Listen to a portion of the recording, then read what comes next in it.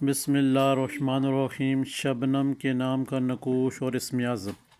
یہاں پہ بتاتے چلیں گے کہ شبنم کو چاہیے کہ اس نقوش کو فوٹو کاپی کروا کے جہاں پہ درمیان والا خانہ نقوش کے اندر خالی ہے وہاں اپنا نام، اپنی والدہ کا نام اور اپنا مقصد تحریر کرے گی۔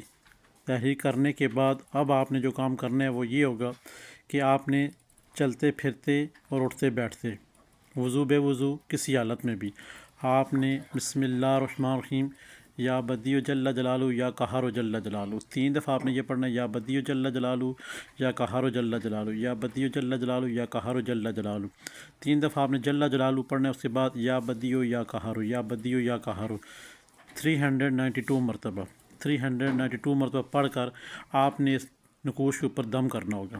جب بھی آپ نے پڑھنا ہے 392 مرتبہ پڑھ کے آپ نے اس نقوش کے اوپر دم کرتے رہنا ہے۔ نقوش کی ترتیب یہ ہے، سب سے پہلے اپنی فوٹو کاپی کروانے کے بعد جہاں پہ آپ دیکھ رہے ہیں خانہ خالی ہے نقوش کے اندر سارا، اس کو چالے رفتار نقوش کہا جاتا ہے۔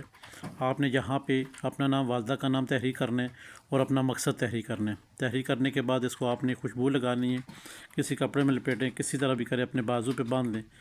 یہاں جو آپ کے اوپر جادو، جنات، اثرات، نظر بد، بندش اور زندگی جو معاملات رکے ہوئے ہیں وہ انشاءاللہ چل پڑیں گے۔